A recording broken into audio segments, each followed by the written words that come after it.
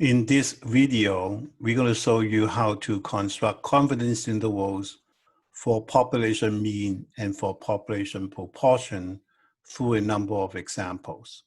Let's get started.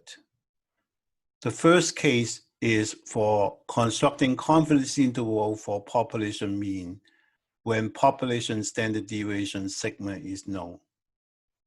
This case is more or less for education purposes and has not really a lot of real application value.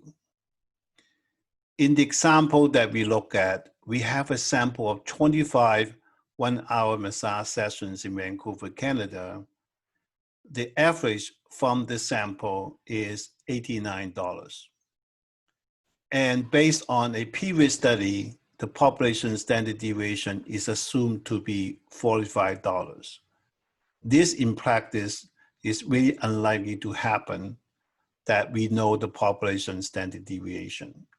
But for the purpose of learning, we are assuming that we know sigma here.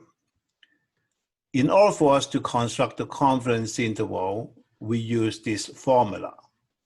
The formula says the confidence interval can be constructed by using X bar, which is the sample mean, plus or minus Z alpha over 2, which is a value from a normal standard normal distribution, times sigma. Sigma is the known population standard deviation divided by square root n. As if you notice, sigma over square root n is really the standard deviation for the population mean in the sampling distribution of X bar. For the purpose of the calculation, we don't really have to know that. So in this formula, we have four quantities: X bar, Z, sigma, and n. So if we know about these four quantities, we can construct the confidence interval easily. The notation plus or minus actually mean this. If we take X bar as the midpoint and we go to the up on the upper side, Z times sigma over square root n. On the lower end, we also take Z times sigma over square root n. Then the two endpoints would become the confidence interval for the population mean. The plus or minus term, Z times sigma over square root n, is also called the margin of error. So out of these four quantities, X bar, of course, is the sample mean, which is the mean of the sample, so can be calculated from the sample. Sigma is given in this case, n is the sample size. So if we have a sample, the only quantity that we have to find is the Z. We have a notation alpha over 2. Alpha is 1 minus alpha is called the confidence level. So if we are given the confidence level, then we can use the standard normal distribution table to find this value, Z.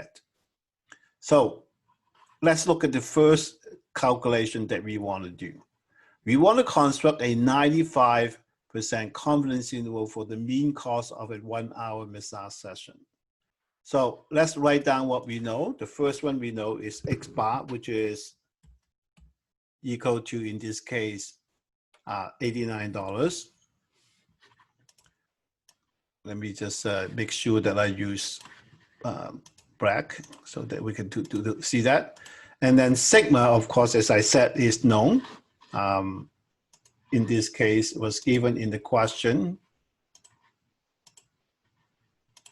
And this is equal to $45. And of course, is the sample size. So in this case, it's 25.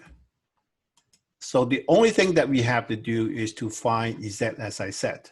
So how do we do that? Well, we want to have a 95% confidence interval. So we draw a picture of the standard normal distribution, and we have 95% in the middle. And obviously, because of the fact that the standard normal distribution is symmetric, we can actually find these two cutoff points in a symmetric way.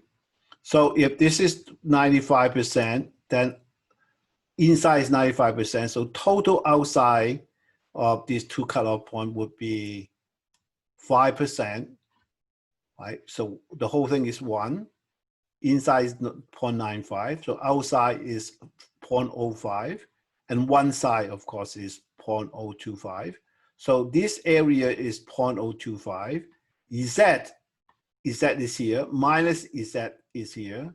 And so what we want to do is to find the minus Z value that correspond to the tail area equal to 0.025, right? So again, our problem becomes finding this point given the area is 0.025. So how do we do that? Well, we can do it in both ways. We can either go to the table, which we have. So if you go to the normal table, you want to find 0.025, and 0.025 is somewhere around here, 0.025 exactly. And so the number that we want to find is negative 1.96, right? So, or better still, we can actually just use the function, right? So if you use the function, we can use norm dot inv 0.025, 0 and 1, right? Because we're working with the standard normal distribution, and that would give us what we need, right? So what we're going to do is we're going to actually calculate the numbers here, norm dot inv 0.025, 0 and 1. And this number would be negative, as you can see from the graph. And in the formula, it doesn't matter whether we use negative or positive because we are doing plus or minus. So we typically use the positive value of Z here. And so we would just put a negative in front to make the number positive. And as we can see from the table, it's actually 1.96. So now we have the 4 quantities that we need. So a 95% confidence interval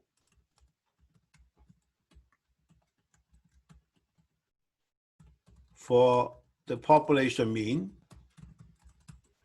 is equal to 89 plus or minus 1.96 times sigma. Sigma is 45 divided by the square root of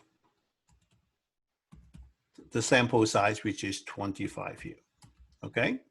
And if you do the calculation, which I'm going to do here, to see 1.96 times 45 divided by square root of 25, that number is equal to 17.64, right? So we can actually write the confidence interval as 95 plus or minus 17.64. So what does it really mean? It means that we go 89 in the middle, 89 plus 17.64, and 89, so let me just write it here. So this is 89, right, in the middle here, right? And then this one is 89 plus 17.64,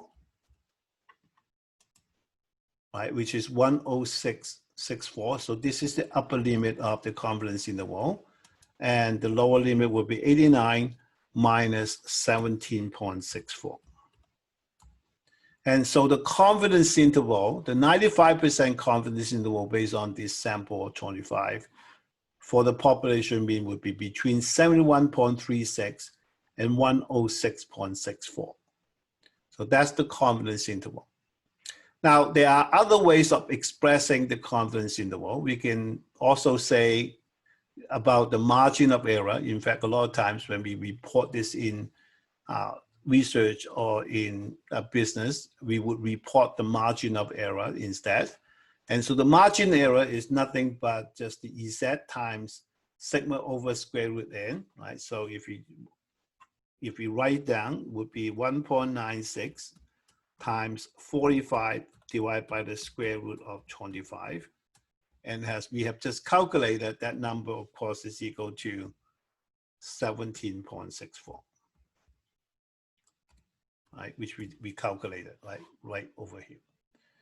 Now, as you know, different confidence level would give you different confidence interval. So if you lower the confidence level from 95 to 90%, what would happen to the confidence interval? Well, first of all, the given is exactly the same.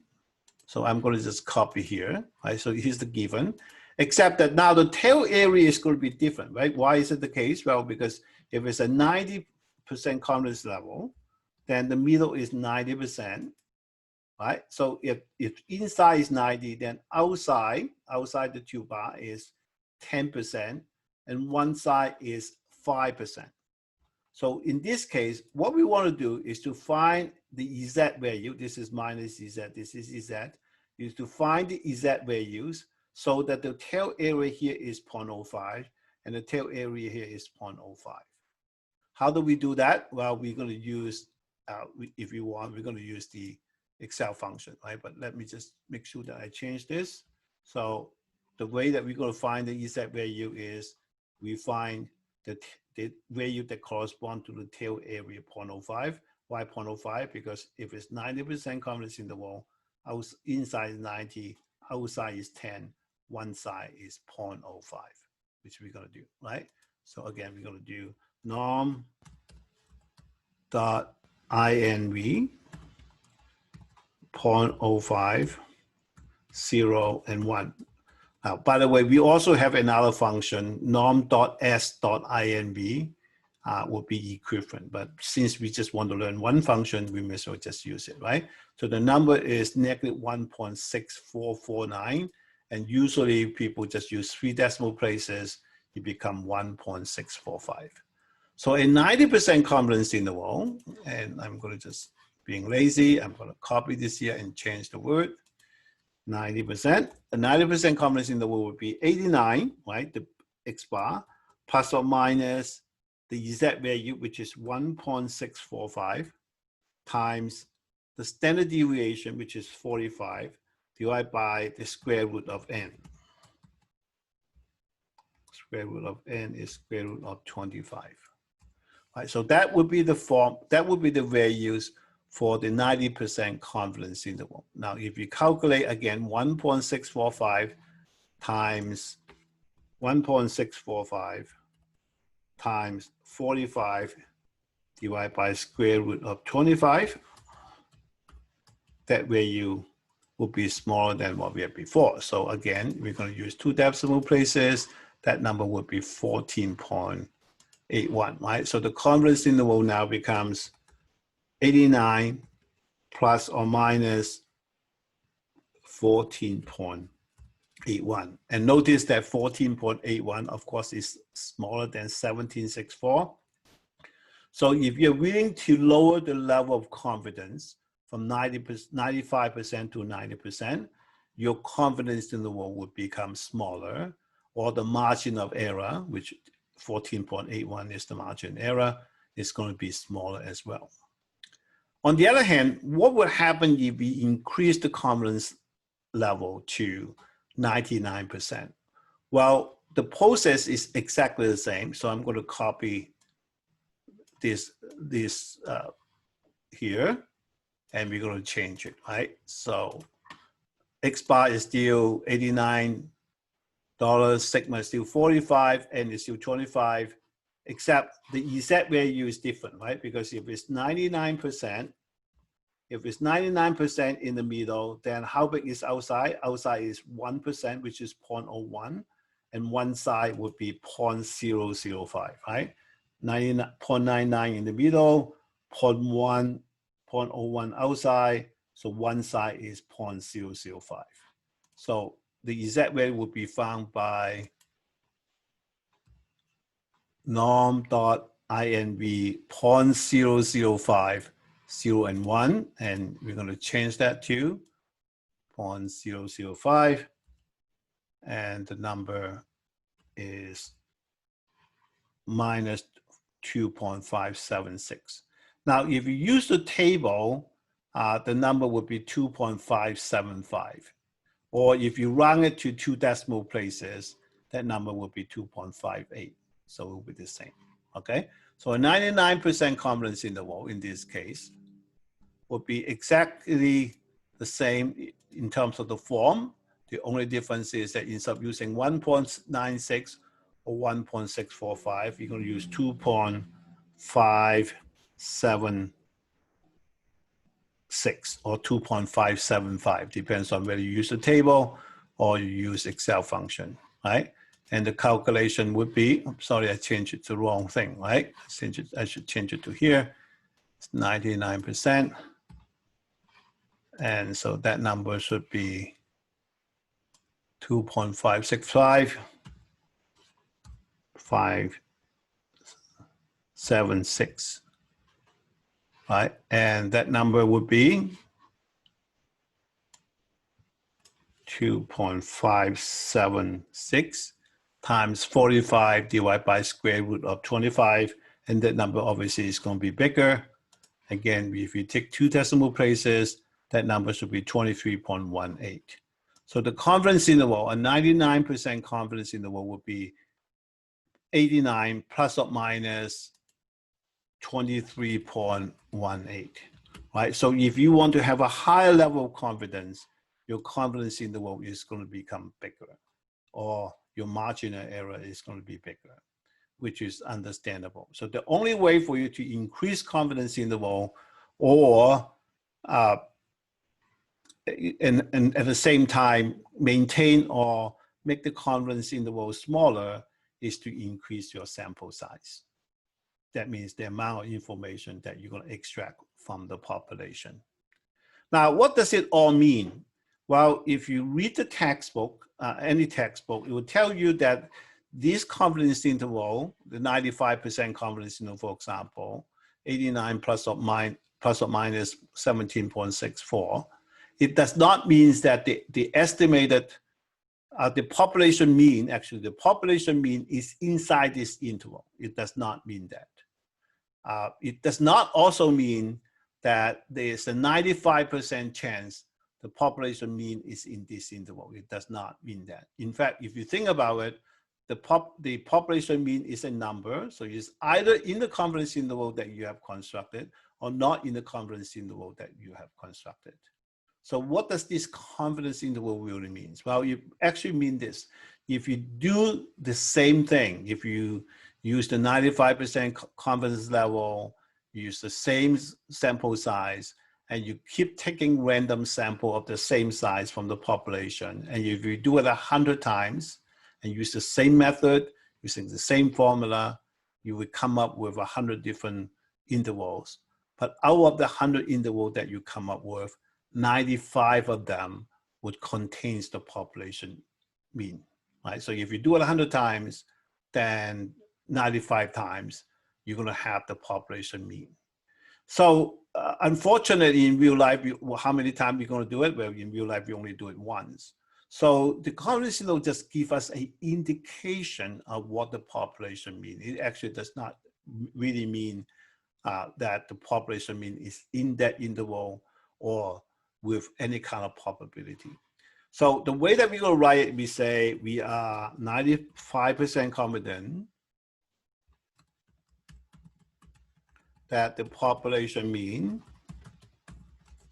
is in the interval, right? 89 plus or minus 17.64. Or we can say that this is one way or the other. You can also say that the population mean is in the interval 89 plus or minus 17.64, 19 out of 20 times. 19 out of 20 times means 95%, right? So if you do it 20 times, 19 times the population mean would be in the interval that we generate through the sample. Okay. So any statistical procedure that we use come with a set of conditions. So this is very important for us to check whether the procedure that we're using in this particular situation would satisfy this condition. Now, in order for this statement to be true, that we are 95% confident that the population mean is in this interval, we assume that X bar, the sample mean, has a normal distribution. So if you want X bar to have a normal distribution, you need to have two scenarios. Either the sample is drawn from a normal distribution. If the sample is drawn from a normal distribution, then the sample mean is also normally distributed. Or we can use the central limit theorem. The central limit theorem says when the sample size is large enough, then the sample mean can be approximated by a normal distribution. And usually when the sample size is bigger than 30, then we consider the sample size to be large enough. That is really a good approximation. So for us to answer the following question, we need to check, number one, whether the sample size is bigger than 30. If the sample size is bigger than 30, then we can use the central limit theorem. Otherwise, we need to assume that the sample that we take is from a normal distribution. So let's look at the question. The question says, do we need to make an assumption regarding the distribution of the cost of 1 hour massage session? In this case, we do. Why? Because our sample size is only 25, which is not big enough. So the only way to make this confidence interval work is the assumption that the sample is taken from a normal distribution. And how do we check on that assumption in practice? Well, then we have to use either histogram or box plot or Sturm-Liouville to check the shape of the distribution and see whether at least the shape is symmetric or not. So how do we write that? We say since n equal to 25 is less than 30, the sample size is large, the sample size is not large enough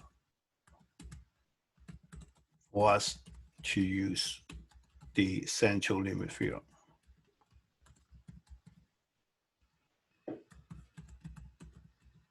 So therefore, we need to assume that the sample is taken from a normal distribution.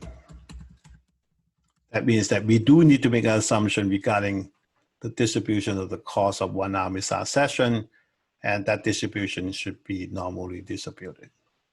So this is the first case. As I said, the first case is about situation where population standard deviation is known.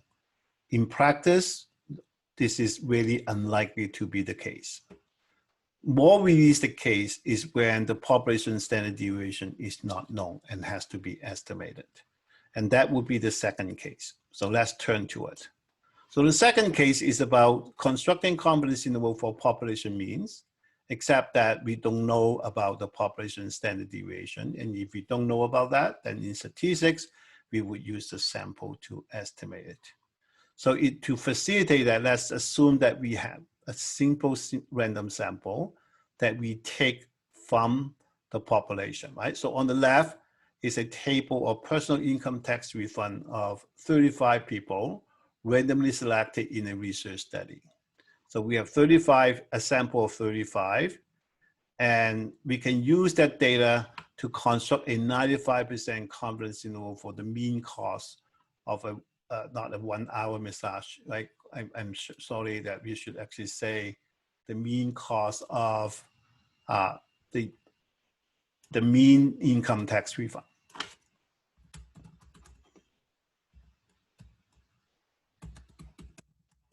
That's what we were trying to do, okay? So we can do a 95% confidence interval for the mean income tax refund. And the formula for us to do that is X bar plus or minus. Instead of using Z, we now use a T. And we're gonna talk about the T a little bit, times S. S is, instead of sigma is S. S is the sample standard deviation, is the standard deviation that we calculate from the sample, over square root n. So this is the typical way in statistics. We don't know about the population. We use the quantity, the corresponding quantity that we calculate from the sample. And because of it, we're going to find this value from the t table instead of from the standard normal table. And we're going to spend a little bit of time talking about that. So again, in this formula, we have 4 quantities: x bar, which is a sample mean; s, which is a sample standard deviation; n is the sample size. So if we have a sample, we will know these 3 quantities. So the only thing that we need to find is the t distribution, the t value from the t distribution. Okay, so let me just find the value from the sample size first, sample first, and then we can just find the t value, right? So here's a sample from A2 to A36. So x bar would be just the mean. In Excel, we use average, right? It would be the mean, right? So, and let me just use the formula here, average.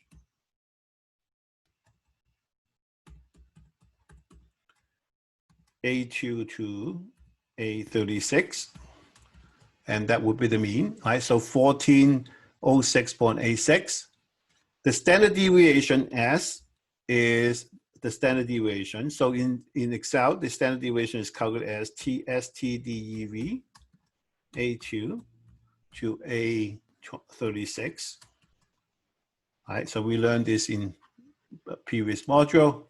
Sample size, of course, is n. N is equal to 35. And so the only thing that we need to find is the t value. Now, for the t value, we have something called the degree of freedom. And the degree of freedom usually is found through a formula. So for this particular formula, the degree of freedom is actually quite easily found, which is n minus 1.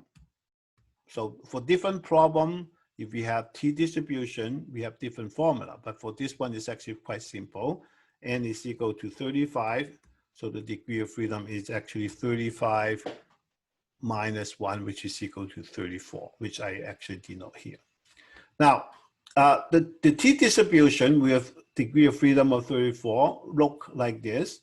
And so from the looks of it, it looks like a normal distribution, except that the t distribution is known to have a slightly longer tail. That means you take the distribution a bit longer to go down to close to 0 when the value is getting bigger and bigger, or when the value is getting smaller and smaller. The way to find the t value is exactly the same as before, using a normal distribution.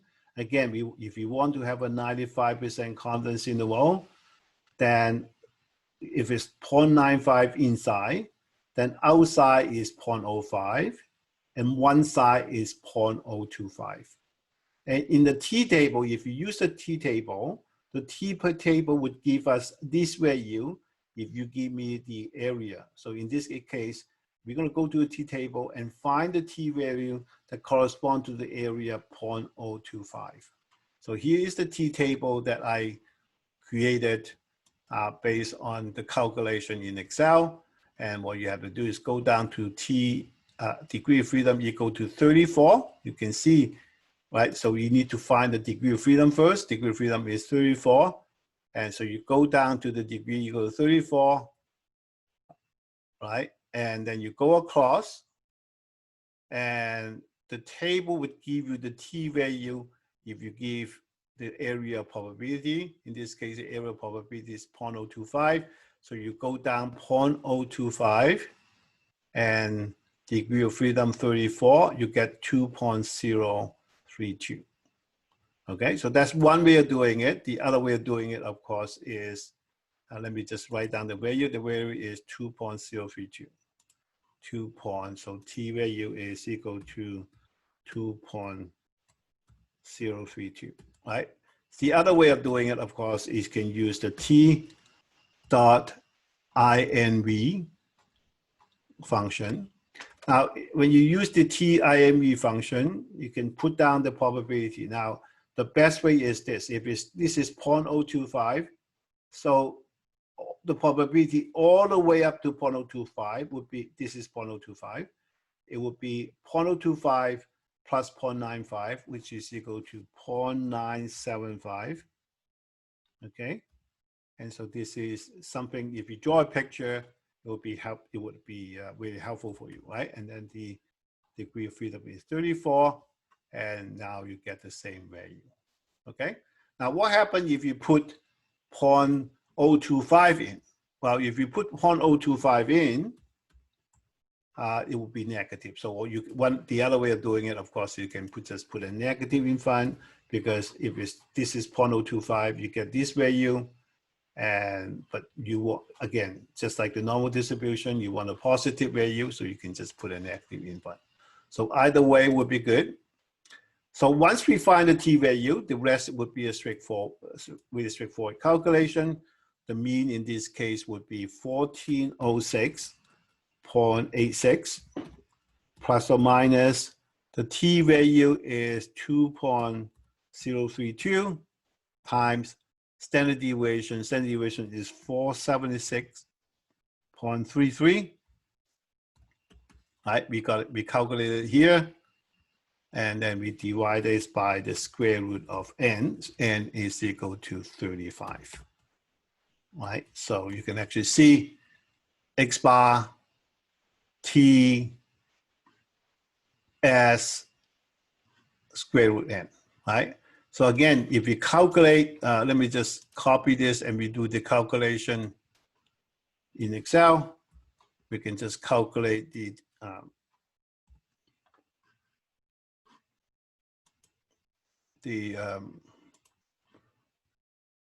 and the reason why it's negative is because I negative, right? So if you use Excel to calculate the margin error is 256.34, right? So the confidence interval is equal to 1406.86 plus or minus 256.34. So that's how you construct a confidence interval when the population standard deviation is not known. So how do you know it's not known? Well, because it's not given to you in the question. And this is more like what you would see in reality. Okay, so if you want to do 90%, let me just change the question. You want to do the 90%, the process is exactly the same as before, except that we are using the t distribution. I may as well change this to whole thing here. Margin error. Let's answer the first question in step. What is the margin area at the 95% confidence level? Or the margin error is 256.34 as we calculated, right? If you do 90% confidence interval, everything is the same for the sample. So the x bar, of course, is equal to 1406.61. Oh, sorry, I cannot really just copy it because you use a formula. So I'm going to just write it down here, right? X bar is the same, 1406.86, right? S is equal to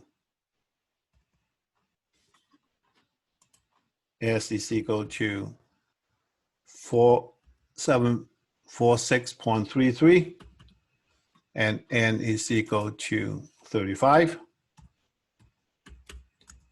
And so the only value is the degree of freedom, of course, equal to n minus 1, which is 35 minus 1, which is equal to 34. So the only difference is the t distribution, right? So the t distribution would be the following, right? So again, draw a picture is very important for you to draw a picture. We want 90%, so 90% is here. If this is 90%, then outside is 10%, which is 0.1, and one side is 0.05. Okay, so, and that's 0.05, sorry, 0.05. So how do you find t? T is, again, negative t dot inv, right, at 0.05, and degree of freedom is 35. and it would be 1.6909, right? So if you use 3 decimal places, which is our convention, it would be 1.691. And so therefore, the confidence interval would be plus or minus, instead of 2.032, it would be 1.691 times the following. And then we can just copy this to the formula, and we can actually calculate it. And the margin error is 13.32, right? So this one is equal to 1406.86 plus or minus 213.32. Okay, so if you do 99%, I'm going to just do the first two so that you can actually finish off yourself, right? So I forgot to copy the other. Right, so the only difference is the t value, right? Because the sample size is exactly the same. So again, draw a picture. If you 99% in the middle, then 0.99 in the middle. Outside is 0.01. One side of the tail is actually 0.005. And so when we find the value, the t value would be negative. Let me just type it up so that you can see negative t dot inv 0.005 34, which is the degree of freedom. Okay, and the value that you're going to use is 2.728. Okay, and I'm not going to do the confidence interval thing because it's just exactly the same. Do we need to make an assumption? In this case, you do not need to make an assumption, right? So do we make an assumption about the mean? Let me just copy.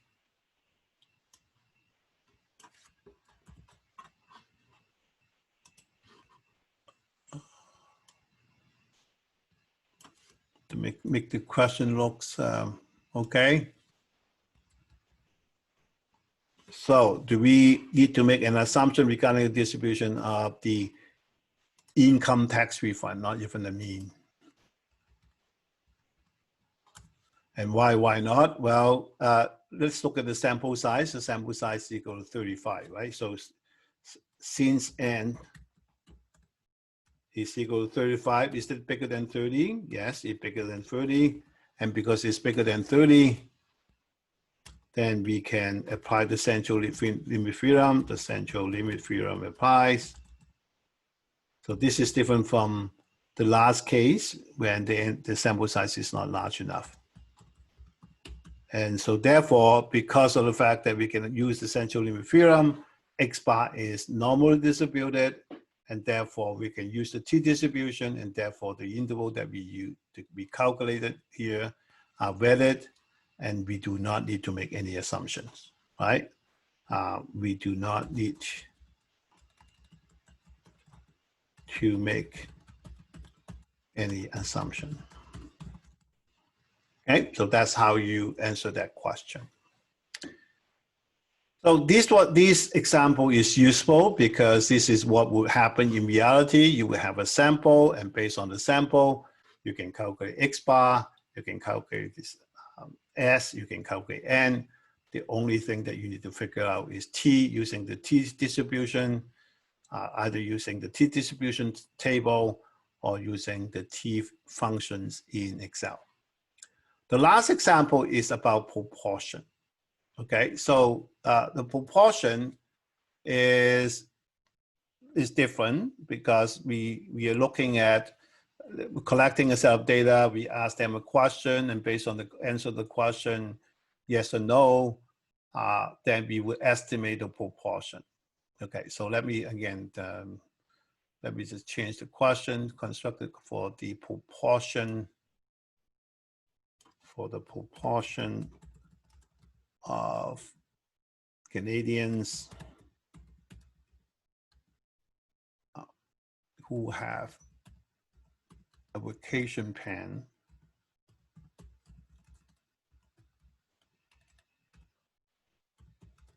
in 2000, well, that could be canceled. Cancel due to COVID-19.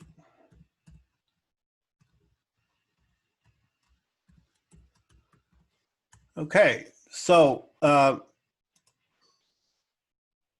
let's just change all the questions. And so this is 90%. And this is 99%. Okay, so for proportion then, how do we go about finding the confidence interval? Well, let's look at the formula. The formula says the confidence interval is calculated as P bar, which is the sample proportion, plus or minus Z. Well, we saw that quantity before, so that's easy. Square root P bar times 1 minus P bar over N. So, so in this formula, there's only 3 quantities. One is P bar, the sample proportion. One is N, the sample size. And then is Z. So if we calculate P bar, we find N, and we use the same process to find Z, then we will be able to find the confidence interval. And as before, the plus or minus part is the margin of error. The interpretation of the interval is exactly the same. So everything is exactly the same except the formula. So let's go do it, right? So P bar is the sample proportion. So we want to estimate the population proportion. To estimate the population proportion, we use the proportion from the sample, which is the sample proportion. And how do we do that? Well, let's look at the question. Is that a recent survey found 236 of the 1,208 Canadians in the wheel, blah, blah, blah. So we interview 1,208 people, and out of 1,208 people, 236 says, well, we're going to get the vacation canceled because of COVID-19. So what is the proportion based on that? Well, common sense would say this one would be equal to 236 divided by 1,206, right? So this is how you find proportions or percentage, right? Proportion is a percentage. So if you calculate it, it would be, again, you ask 1,208, 236 of them say yes. So the proportion is 236 divided by 1,208, right?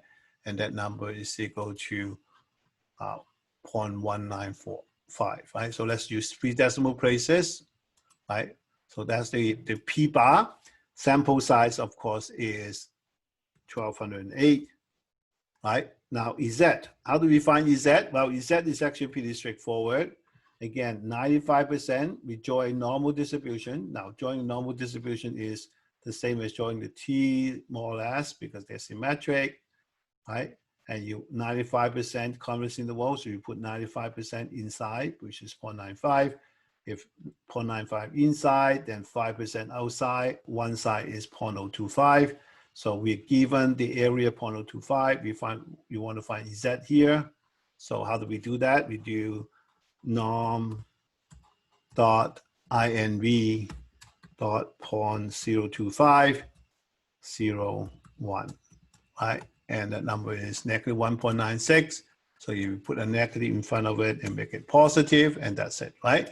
So the confidence interval would be 0.195 plus or minus, right, 1.96 times square root of 0.195 times bracket 1 minus 0.195 square root, divided by n. N is equal to 12.08. Okay, so this calculation is complicated. If you use this to plug in the formula, the number would be slightly more accurate. Usually it should not make any difference. So let me just calculate this for you and see what happened. And so this is the standard. This is the margin error. So something wrong here. Let's take a look at it. And 1.96 times square root of 1.96. Okay, so this is fine. So again, 3 decimal places. So the margin error is 0.022, which is fine. Okay, so what's the margin error? So let me just write down the confidence interval. Right, it's 195, plus or minus 0.022. Okay. Okay, and I'm not going to change that. I'm going to just put a in front, and that will be it, right? And the margin error, of course, is 0.022, right? Because the plus or minus part is 0.022. And if you want to do a 90, let's do a 99% confidence interval, right? So if 99% confidence interval, we draw a picture. The inside is 99%, outside is 1%, 0.01. One side is 0.5%, this is 0.05, right? So Z would be the one that corresponds to the area that is 0.005. Okay, so again, we can actually calculate, copy this over, right? So accept Z. Right, so in this case, Z is equal to norm.inv bracket 0.005, 0, and 1. Right, and that number, of course, I haven't calculated it, so let's just do it one more time. So negative norm.inv 0.005, 0, and 1. And that, if you remember, that's the same number that we've seen before, 2.576.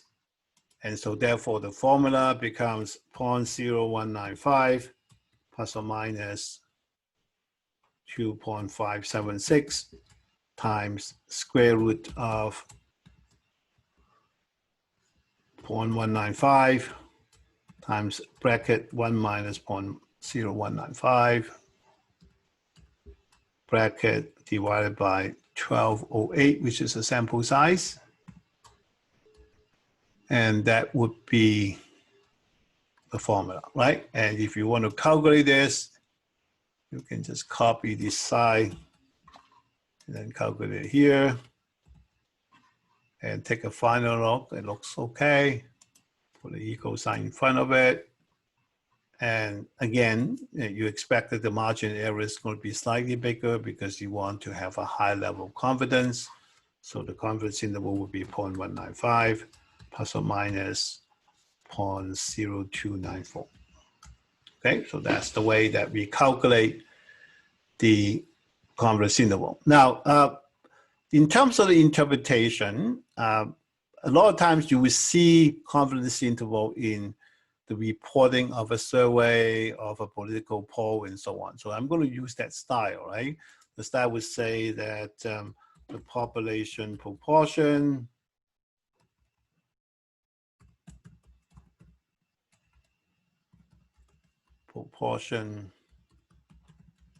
is within this interval, 0.195 plus or minus 0.022, right? Because we're looking at a 95%, right?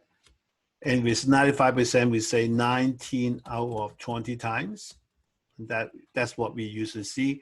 Now, in the United States, you would not see 19 out of 20 times. They would just say the margin error is 0.022, and they would just not say 19 out of 20 times because that is the standard, because they established this as an industrial standard in research and in political polling, and so they would say that. But in Canada, you would routinely see 19 out of 20 times in the reporting of confidence interval if the population is good enough to report that. So to summarize, what we have is 3 different cases of confidence interval calculation when we take a random sample, a simple random sample from a population, and we use this sample to estimate the population mean and the population proportion. And so that would form the foundation of constructing confidence interval on a going forward basis. We would do other confidence interval calculation using the same kind of approach. I hope that you enjoyed this video, and I hope that I will see you soon. Bye for now.